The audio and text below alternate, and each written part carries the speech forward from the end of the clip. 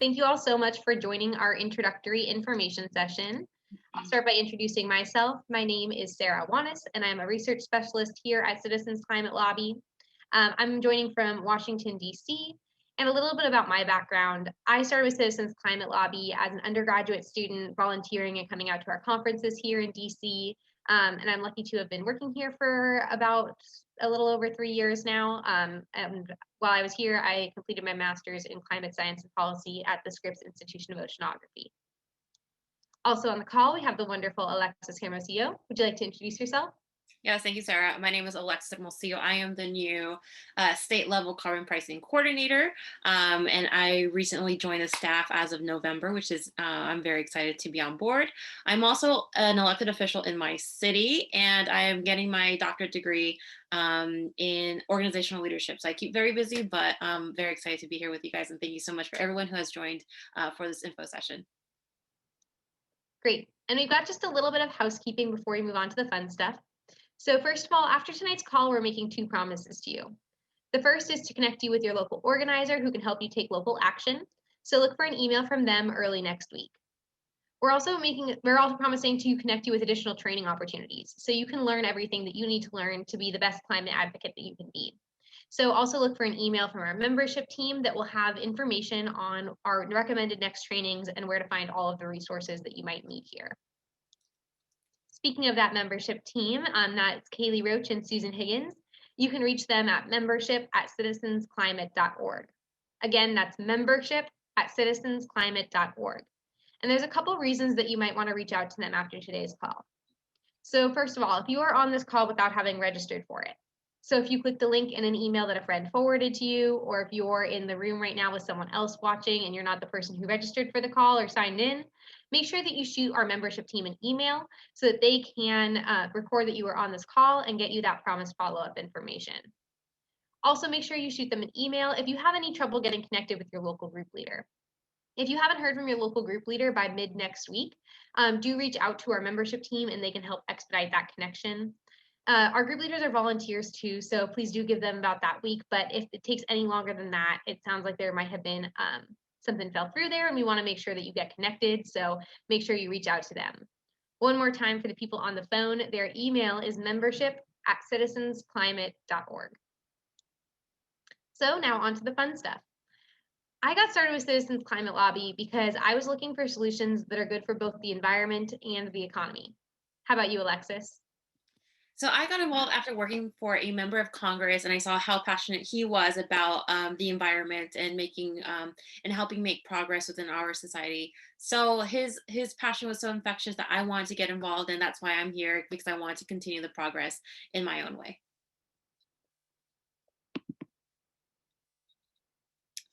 So, and I'm sure everyone who is on the call also has their reasons for wanting to help out the environment. You may realize that man-made climate change is real and threatening us today. You are already looking for a way to help out, or you probably realize that at this point we need a systematic change, and you have a hunch that Congress might be a key to moving us from high carbon to low carbon energy. So we have a couple of things going for us. We think these things will help you meet your climate goals. And the 3 that are top of mind are: we support carbon pricing. This policy has been vetted by scientists, reviewed by policy experts, and assessed by independent economists. The second is a proven methodology for working with Congress. And the third one is a founder with a strong values and guiding principles. We are going to tell you a little bit about our founder, a little bit about carbon pricing and our methodology. And during the second half of the call, we will make plenty of room for to answer your questions. So I wish I could introduce you to Marshall Saunders, who's our founder. In a way, you will get to know him because his DNA runs deeply through this organization. And Marshall actually died in December of 2019. Since I cannot introduce you to him, I'm going to tell you a little bit about him and his work. Marshall was a businessman who, like all of us, has something in particular that inspired his action on climate. Marshall dedicated 3 decades to the effort of eradicating poverty. He devoted his time, talent, and treasure to specific programs designed to help poor people launch small businesses. When he first learned about climate change, he recognized that global warming already threatened poor people and was undermining the efforts that he, and so many others had put into helping people rise from poverty. So he decided that if he was serious about solutions to poverty, he needed to become serious about solving the climate crisis as well. As a result, 13 years ago, he started Citizens Climate Lobby with 3 groups in San Diego. And today we have 611 chapters all over the world, with 485 of those in the US. We are covering 92% of US congressional districts. In his volunteering to address poverty, Marshall joined up with a group that had developed a specific approach to organizing citizens to empower Congress to take action. Marshall took that proven methodology and applied it to climate solutions. That group's name is Results. We've expanded on the methodology and we'll describe that to you shortly. First, I'm going to tell you about the Energy Innovation and Carbon Dividend Act. So late in 2018, both the House and the Senate introduced the Energy Innovation and Carbon Dividend Act with both Republican and Democratic sponsors. The House reintroduced the Energy Innovation and Carbon Dividend Act just 3 weeks into the 116th Congress in 2019. With 86 co-sponsors, this has become the most widely supported carbon pricing bill introduced in the 116th Congress. We are now in the 117th Congress and anticipating a swift reintroduction of the bill. We like this carbon pricing legislation because it works, reducing America's emissions by 40% within 12 years, which is leaps and bounds beyond the effectiveness of any current greenhouse gas regulation. A broad range of economists and scientists support the act because it is simple, it's comprehensive, and it's effective.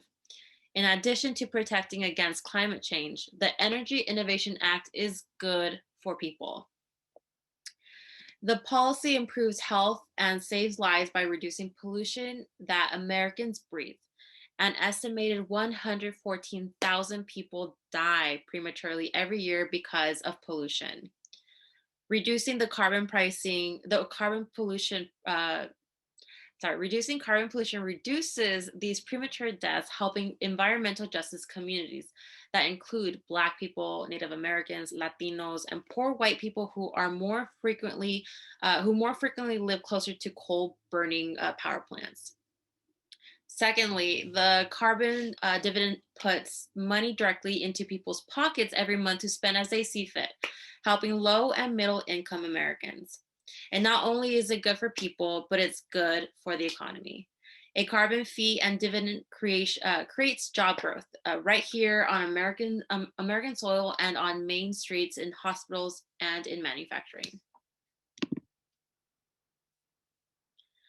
Okay, so the Energy Innovation Act is no longer an active bill, but we are working towards reintroduction of a similar format. The bill used a carbon fee and dividend approach, which works like a 3-legged stool. And the first stool that I'll tell you about is we place a steadily rising price on carbon. We assess the fee upstream on the fossil fuel companies directly to keep the administrative costs low. And the fee starts at $15 a ton of CO2 and increases annually by $10 a ton indexed to inflation. Second, the bill gives cash to people by dividing 100% of the net revenue equally among individuals. And the third leg levels the global playing field with a fee on goods coming from countries without a similar price on carbon. And we call that a border carbon adjustment fee.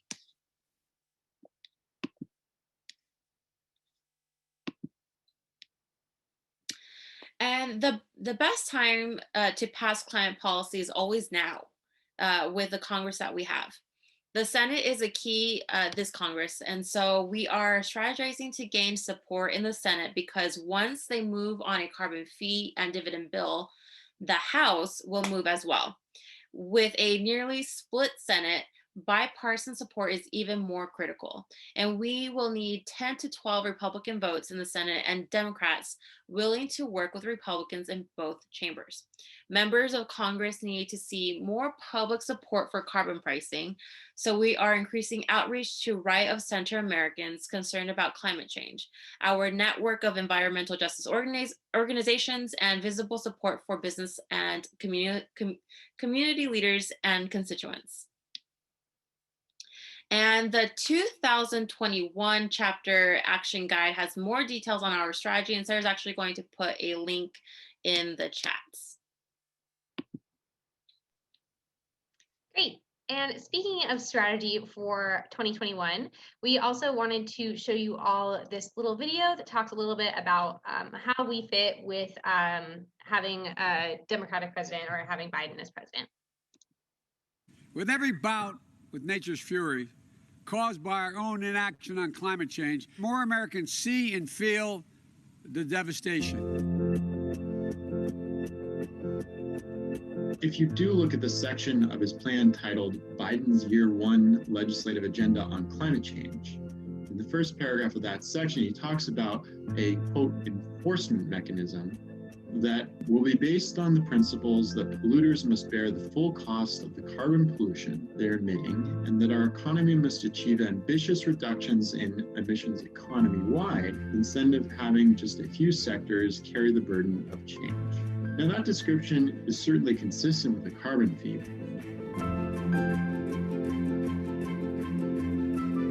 We're excited to see that climate change is getting so much attention in the national conversation and on the presidential campaign trail.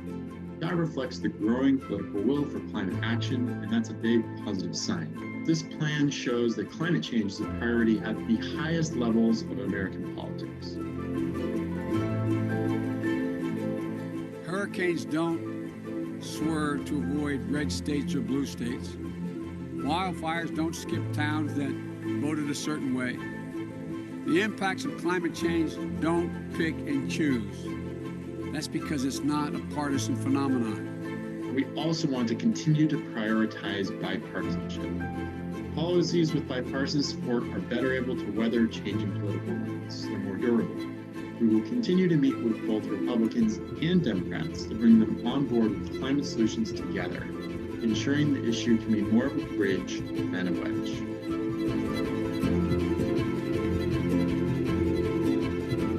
Even in a crisis, there's nothing beyond the capacity of the American people when we stand up and act together. Dealing with climate change is a global crisis.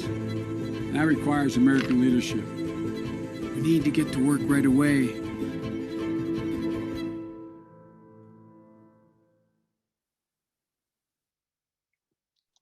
All right. Yeah. Thank you. Yeah, and there you just heard from our legislative director, Danny Richter, about more context on how carbon price fits into our current political climate. Yes, thank you so much, Sarah, for sharing that video. To learn more about the passed bill, please visit the bill website, which is energyinnovationact.org. And now I'm going to turn it back to Sarah so she can tell us about our methodology. Sarah, back to you. Thanks. Yes, so you're probably wondering now how exactly we're going to do all of this. So this is where we get to talk about our methodology. We've got ourselves organized in communities across the country where our volunteers work as teams within chapters. We divide and conquer, focusing on 5 areas of political leverage, which we call the 5 levers of political will. They are 1, lobbying Congress, 2, media relations, 3, grassroots outreach, 4, grass tops engagement, and last but certainly not least, group development and organizing.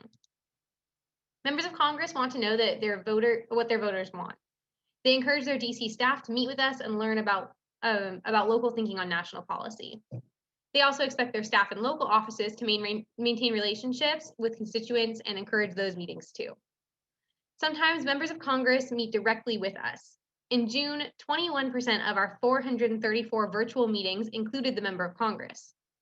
With those averages, we think that means that they like us.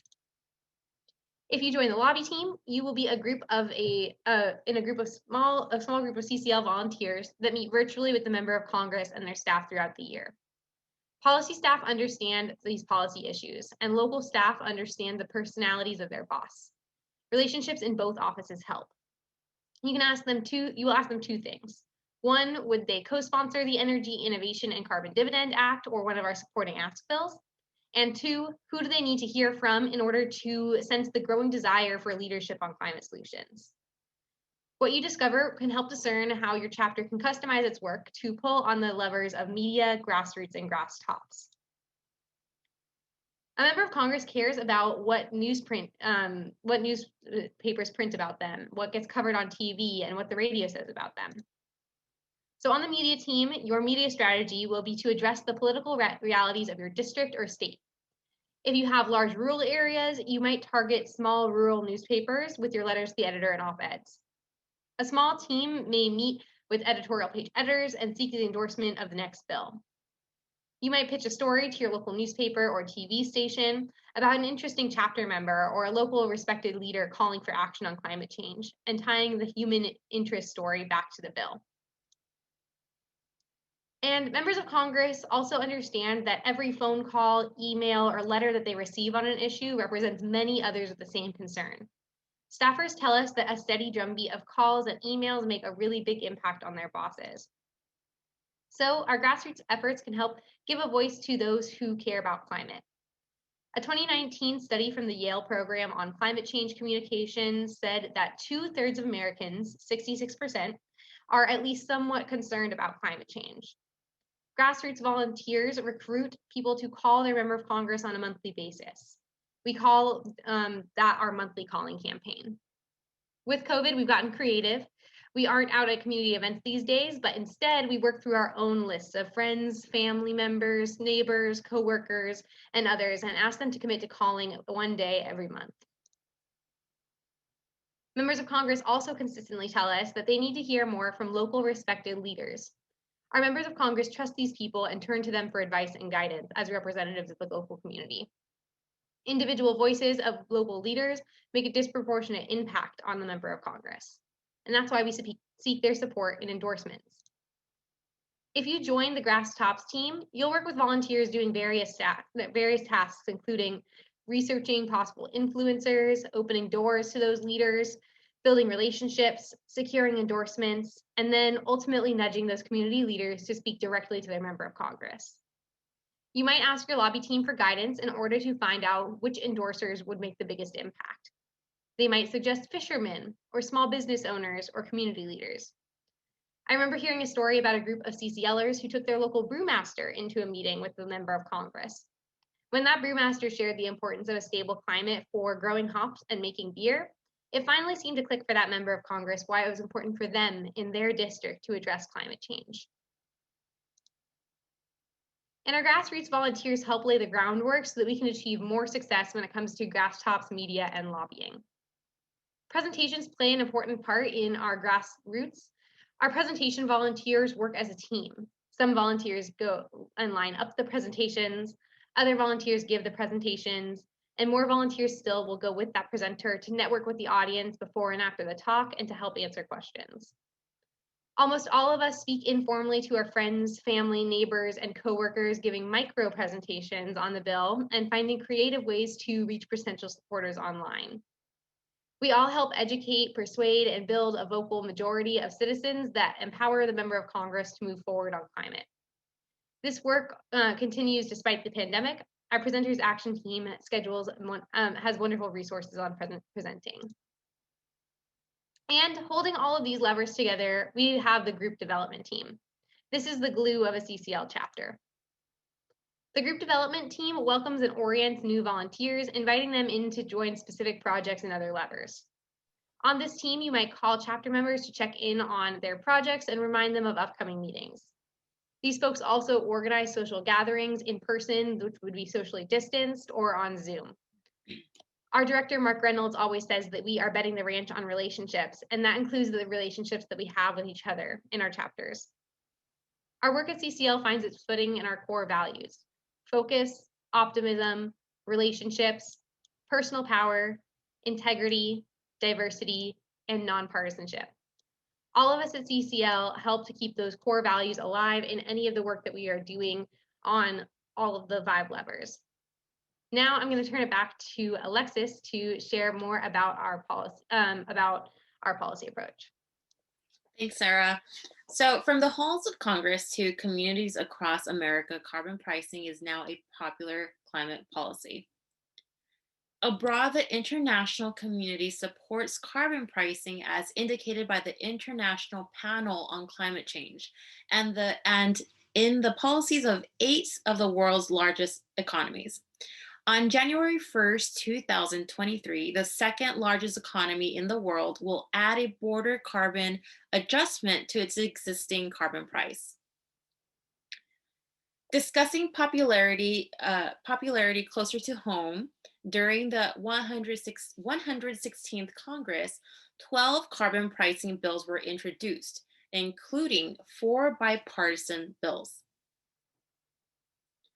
Congress issued 2 major reports that both explicitly name carbon pricing as a crucial tool.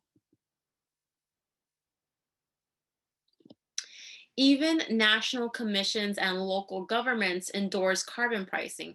From Birmingham, Alabama to Anchorage, Alaska, city, county, and state governments across America endorse carbon pricing.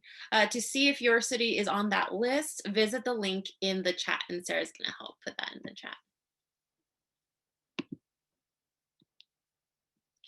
The federal and local governments are beginning to endorse this approach because business, faith groups, and community leaders around the country endorse this approach, and the numbers continue to grow. From Fortune 500 companies to local businesses, support for carbon pricing grows each week. And to see the list of supporters, visit the link that Sarah will also help put in the chat. Economists held in high esteem from both political parties support a carbon tax. Hundreds of prominent individuals across the country endorse carbon pricing in general, and the Energy Innovation Act in particular. This is all thanks to CCL volunteers garnering support at all levels. And again, Sarah will pop the link to the list of prominent individuals endorsing the carbon pricing in the chat. Faith organizations at the national and local levels see alignment between creation care and carbon pricing. To see their messages of support, follow the link that Sarah will put in the chat. I also want to highlight that we have had volunteers in Canada nearly as long as we've had in the US. Our founder met several Canadians while training as a climate reality project presenter. And these volunteers lobby in Canada throughout the year. And as we are growing in the US, many of our Canadian volunteers would come to DC in June and November to join us in lobbying on Capitol Hill, where they share the Canadian perspective. And we in the US are grateful for their fellowship and proud of their success because Canada's 10-point climate plan outlined by the Minister of Environment and Climate Change and issued in 2020 now includes the national carbon fee and dividend style policy. And here's how the Minister of Environment and Climate Change describes the Canadian law.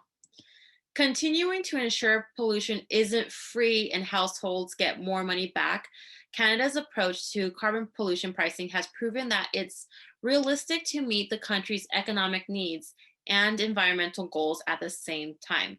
The government will continue to put a price on carbon pollution, rising through to 2030, while ensuring that the majority of households receive more money back than they pay in jurisdictions where the federal backstop applies.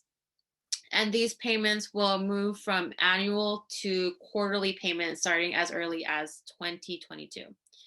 So can you hear the CCL Canada influence in that description?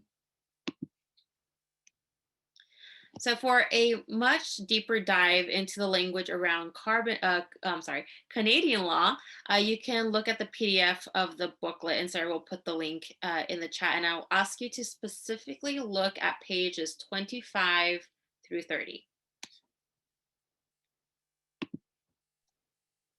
Yes, so we are about to open it up for questions in just a moment, but before we do, we did want to address how CCL is operating in light of current events. Our community at CCL, from our staff to our volunteers, are deeply saddened and angered by the most recent incidents of racist violence in America. Most recently, the unjust murder of Walter Wallace Jr. in Philadelphia.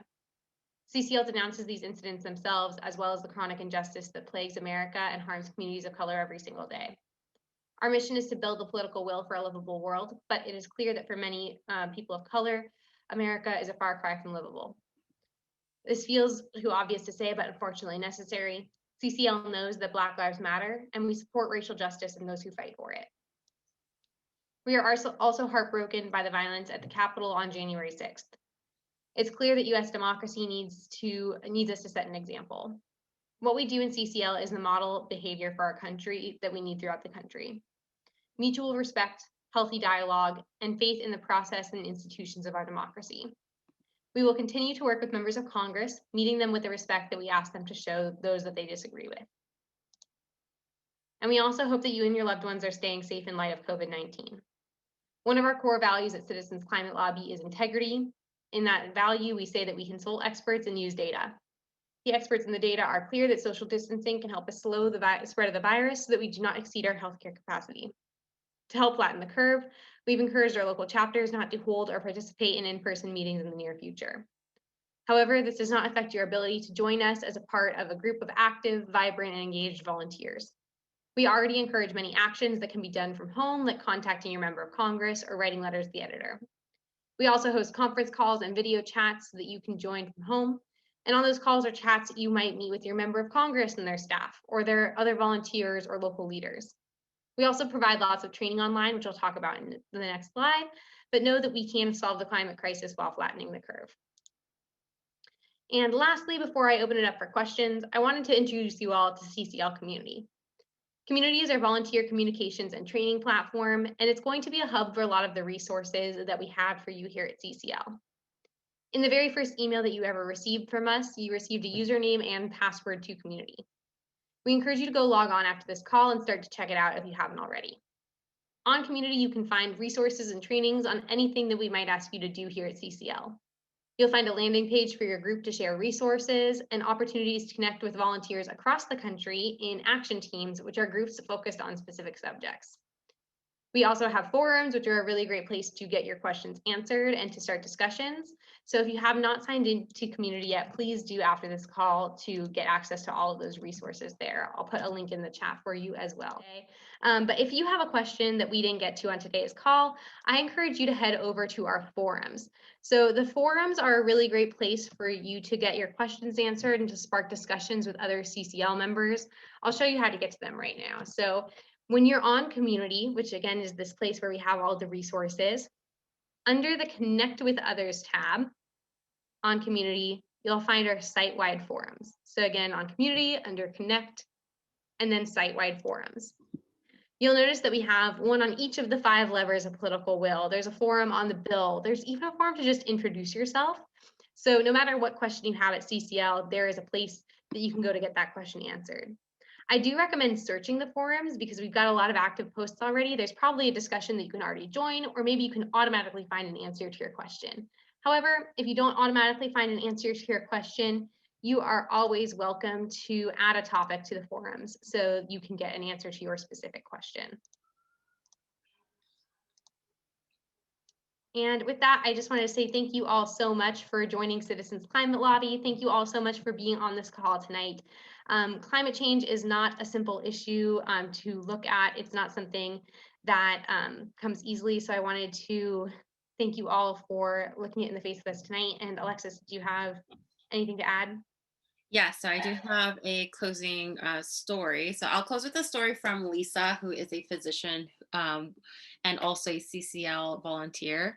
Her member of Congress objected to the Electoral College results, and she asked herself, How do we move forward with members of Congress with whom we strongly disagree in a way that is generous? And she took inspiration from poet Rainer Maria Rilke, who wrote this in Letters of a Young Poet. And the passage goes, I want to beg you, as much as I can, dear sir, to be patient toward all that is unsolved in your heart and to try to love the questions themselves like locked rooms and like books that are written in a very foreign tongue. Do not now seek the answers, which cannot be given you because you would not be able to live them.